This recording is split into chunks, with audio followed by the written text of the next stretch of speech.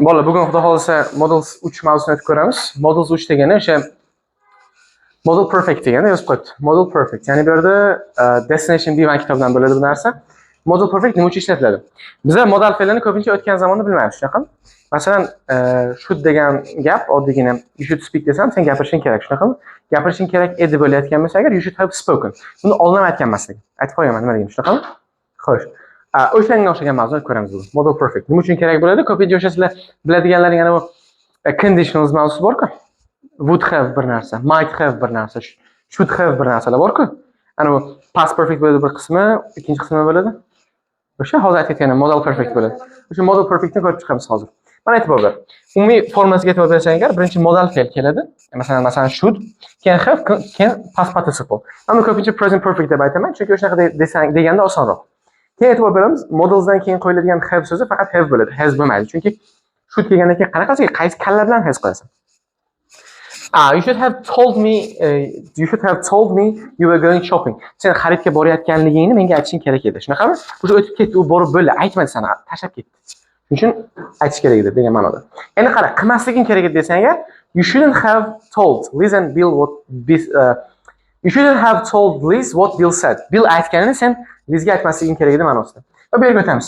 Savol berishga shu. O'sha shouldni modal fe'li, ya'ni egadan olingan chiqarasizlar.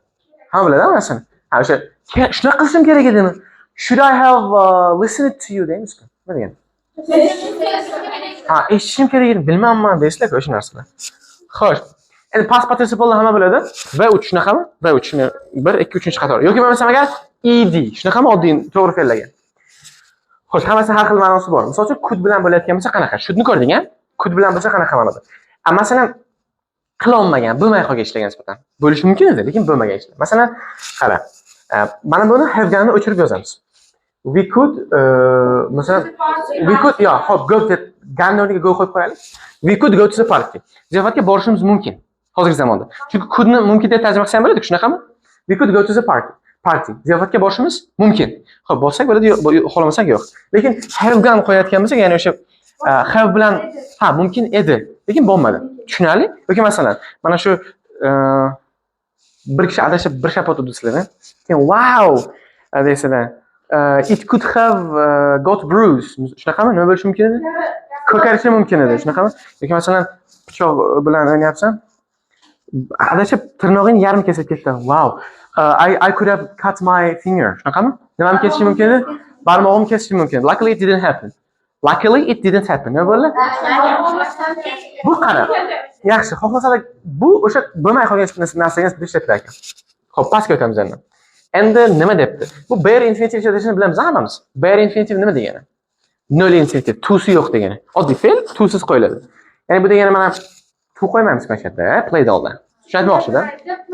Ha, xuddi o'zi could-dan keyin unaqa narsa yo'q. Could-dan keyin to qo'yilmaydi. Modal fe'lidan keyin to qo'yilmaydi-ku bolalar. Need-dan tashqari shunaqami? Xo'sh, e'tibor beramiz. Birinchi misolga Quvonch. I could play guitar when I was 7. 7 yoshimda gitara chala olar edim. Bu qobiliyat aytib, shunaqami? Endi bu yerda aytadiki, I could have played the guitar. Gitarani chalishim mumkin edi. Nega chalmadi?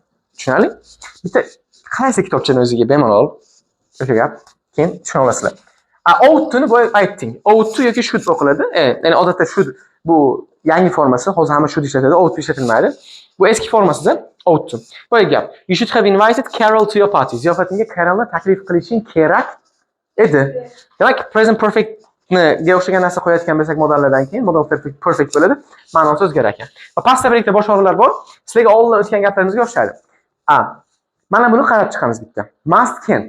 Desalar kuchli taxmin debdi bu. Must bo'lsa bo'lishi aniq, can't bo'lsa bo'lishi mumkin emas deb aytganman, esingizmi? U sizga present simple lexni ko'rganmiz, shunaqami? Present simple ishlatilishini. Hozir ko'rayotganimiz qaysi? O'tgan narsaga nisbatan, o'tgan zamonga nisbatan. Mana qaranglar, e'tibor beringlar. Mana o'sha formula faqat present perfect, ya'ni biz biladiganimiz have plus verb uchni oldidan can't yoki must qo'yilyapti. You must have had a lovely holiday. Nima qilgan bo'lishing aniq?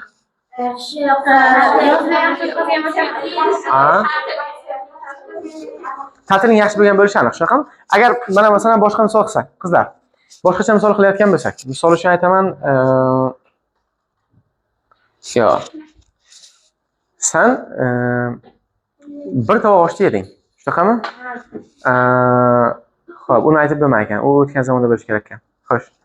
O'tgan zamonda bo'lishi uchun butun darsni tushuntirib bo'ldi ustoz. Masalan, tasavvurlar, hop ingliz tili darsi oddiy to be ni tushuntiryaptilar. Sizlarga jonlaringga tegsa ham 15 marta tushuntirib berdilar, shunaqami? O'sha holatda ustoz aytadilar. You must have learned. Nima degani? Tushungan bo'lishing aniq.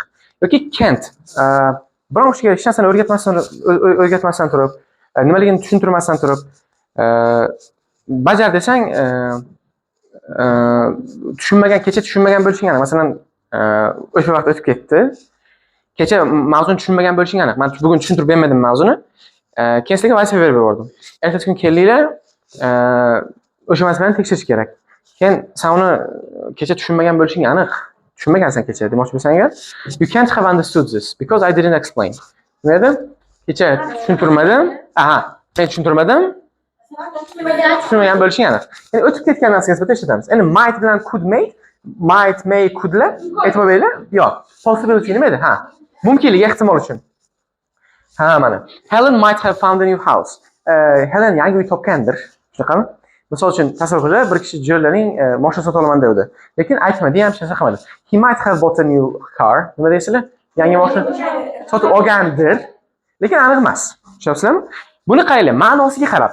Might, could, may o'zi taxminiy ifodalaydi bo'ladi, boshqa narsa emas. Ma'nosiga qarab qo'yasizlar.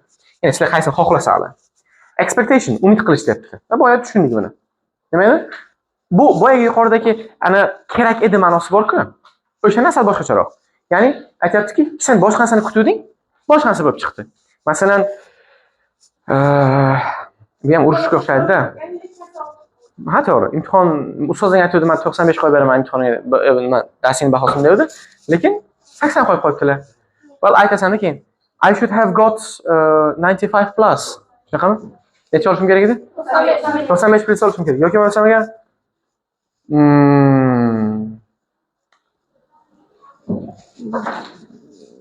masalan, tasavvur qilib, nimadir osh pishiryapsizlar. Tushunmabsizlar. Bilasizlar, I should have added salt. Shunaqami? Shunga o'xshagan narsalar. Endi buni unchalik ham chaynab o'tmaymiz. Bu juda detski bosh og'riq narsa ekan sizlar uchun. Va bunisi question tags masalasini ko'rib chiqamiz hozir. Sizlarga question tagsdan o'tamiz, ha? Xo'p, question tags masalasi nima degani? Question tags degani tasdiq so'rov gaplar. Uni o'tmaganmiz, ha, uni? Mahmud so'z o'tib berganlar, ha? Hamma tushungan, ha? Hamma tushungan, ha? Hamma tushungan, ha? Hamma tushungan, ha? Agar boshi hozir nima qildim? Hozir nima qildim bo'ldi? Tushuntirganlar ya dedim. Tushungansizlar ya dedim. Tushunmaganlar yo'q, ha? Shu question tag, tushunali? Ya'ni shunchaki og'rimadan, og'rimadimi deysan? Urasan, u og'rishi aniq. Og'rigani aniq. Bitta urasan, og'rigani aniq. Og'rimadan deysan. O'sha narsa question tag. Tushunarli? To'g'ri. Endi qaranglar, buni umumiy qoidasi nima? Hozir bir minut. To'g'ri. Masalan, gapni bir tarafi Muhammad. Gapni qarada e'tibor berdi. Gapni bir tarafi pozitiv bo'lsa, pozitiv bu bo'lishi kerak gap. Ikkinchi tarafi negativ bo'lishi kerak, shunaqami? Endi ba'zilari bu qoidaga amal qilmaydi. Ba'zilari o'shani ko'rib chiqamiz hozir. Tushunarli? Hammani qaranglar. Men formulaga bitta qaraysizlar. Buni men maydalab tushuntirishim shart emas. O'zbekchada qildingmi, qilmadingmi, hami, yo'qmi degan ma'noga to'g'ri keladi. Mana e'tibor ber. Do you feel cold? Mana. Do you feel bu oddiy savollar, shunaqami bular? Buni bilamiz hammamiz. Lekin biz bilayotganimiz mana bu question tags nima? Question tags degani question tags nima degani? Qara, sen to be bilan savol beryapsan, bu yerda is qo'yganligi uchun bu yerda isn't qo'yishing kerak. It's confusing, isn't it? Chalkashtiradigan narsa, shunday emasmi? Tushunasizlar?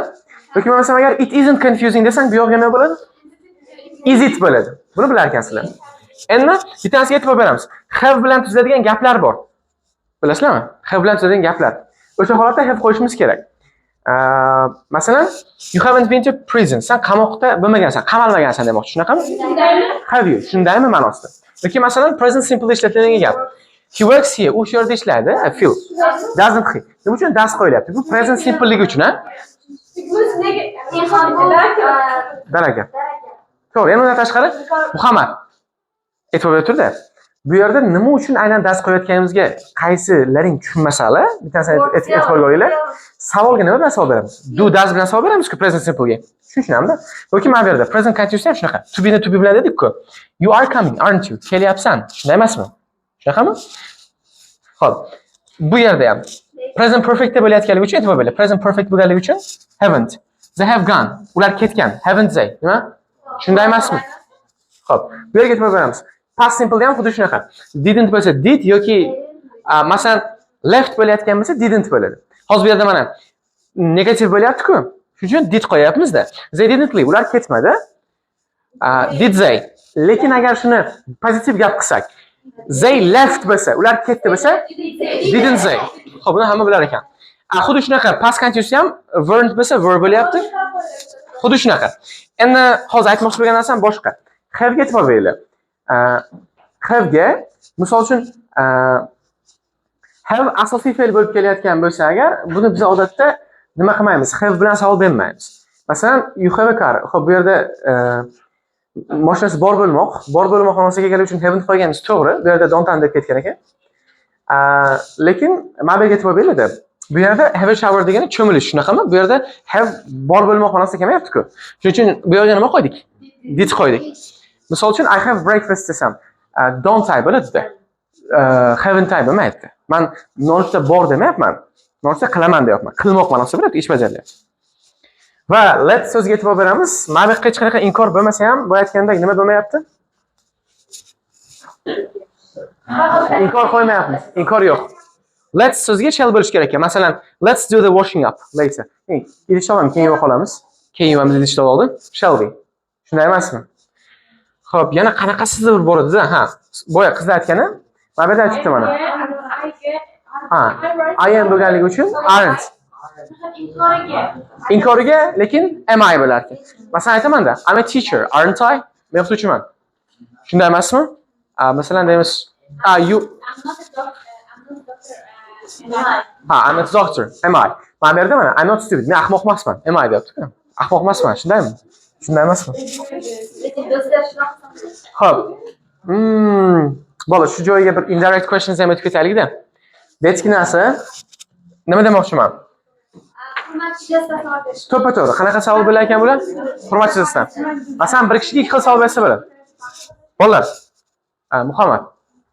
E'tibor turinglar-da. Sashot katta chiqsan, shuning uchun senga aytyapman. Qaranglar, indirect questions deb biza xushmuomala bo'lib so'rasalar-da. Masalan, bir kishidan aytaman, what's your name deyman. Isming nima? Shunaqami? Agar buni xushmuomala qilib so'ramoqchi bo'lsam, could you please tell me what your name is? Tushunarli? Ha, boshiga qo'shimcha gap qo'shyapman.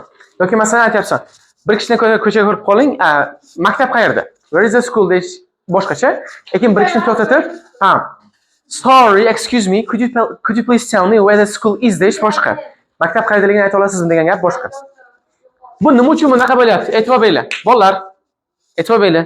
Nima uchun bunaqa bo'lyapti bu? Chunki qarang, gapni birinchi qismidan savol qilib tuzib oling, shunaqami?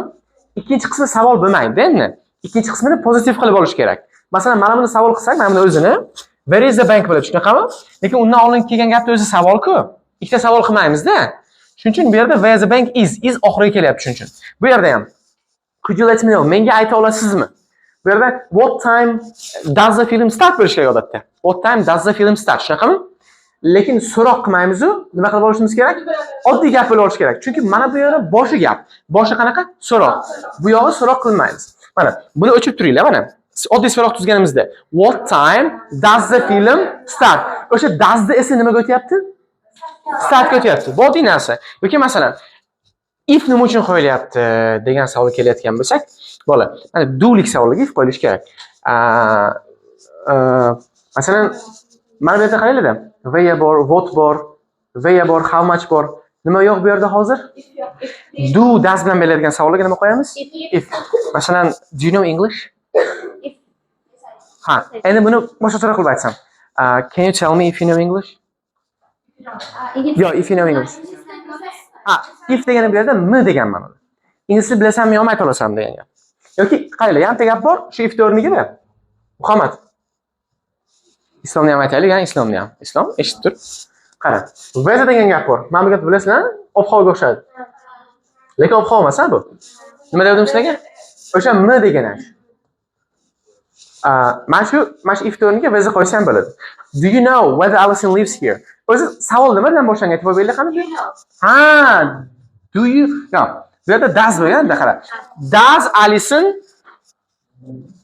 Alison live here? Lives there. Alison o'sha yerda yashaydimi degan oddiy do bilan berilgan savol, shunaqami?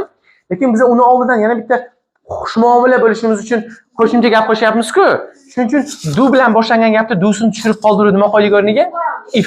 Demak, do does bilan boshlangan savollarga biz xushmuomala qilib mana bunaqa gaplarni qo'shayotgan bo'lsak, nima qo'shimiz kerak o'sha do o'rniga, does o'rniga? If. Xo'p. Mana hisob. Lekin mana bu if gaplaring, bolalar, e'tibor beramiz. If gaplarimiz where, what time yoki mana bunaqa WH questionlar bor-ku. Nima degan WH question?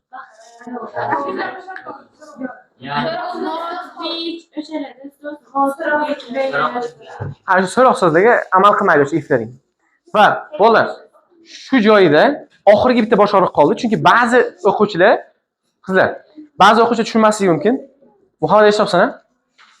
Yaxshi. Bolalar, yo, gapirish mumkin emas. Bitta mavzuga e'tibor beraylik-da. Bitta kamroq joyi bor. Bu object question deyiladi, biladiganlaring ko'p ichlaringda. Object question degani nima degani? Sen narsaga savol berishing bor, egaga savol berishing bor. Kim qildi deyish uchun who did bo'ladi. Kim qildi bo'lish uchun nima bo'lar ekan? Who did. O'ylab qo'yinglar qani. Kim qildi deyishni who did you do desa bo'ladimi? Yoki who did yo'q, ha, unaqa gap yo'q. Savolni egaga berishlaring uchun bolalar eshitamiz. Masalan, bolalar. Quvonch deymiz. Misol uchun deymiz Quvonch listens. Kim eshitadi deb savol beraylik qani menga? Shuni o'rniga props yo'q, shunchaki who listens deb qoladi. Tamom. Quvonch listens. Who listens? Berga gapni egasiga savol beryapsan-ku sen. Egasiga savol berayotgan vaqtingda gap tartibi o'zgarmaydi. Tushunarli? Nima bo'lar ekan? San уже mana Quvonch listens masalan to the radio desak. Nima degani? Misolga qo'yamiz. Quvonch listens to the radio. Yo'q, kimmasda. Endi sen nimani eshityapti deb savol bersang, what does Quvonch listen to? Shunaqami? Quvonch nimani eshitadi? Masalan, mana oddiy gapda. I teach English. Men ingliz tilini o'qitaman, shunaqami? Xo'p, kim o'qitadi desak? Who teaches English? Nima uchun teaches qo'yapmiz? Chunki who bo'lgandan keyin birlik o'tish kerak-da. Who teaches English? Kim ingliz tilini o'qitadi? Bu yerda egaga savol beramiz. Endi nimani o'qitasan desangchi? What do you teach? Chunki qara, bu yerda sen narsaga savol beryapsan-ku. Shuning uchun nima bo'lyapti gap tartibi? Gap tushunaymi, tushunmaydinglar? Qismanmi to'lov? Serious. Nima qolib ketdi-da? So whatever. Guys, this is the end of the explanation of the grammar. I hope you all understood whatever I told so far, what I've told so far. And then there is no room for questions, I guess.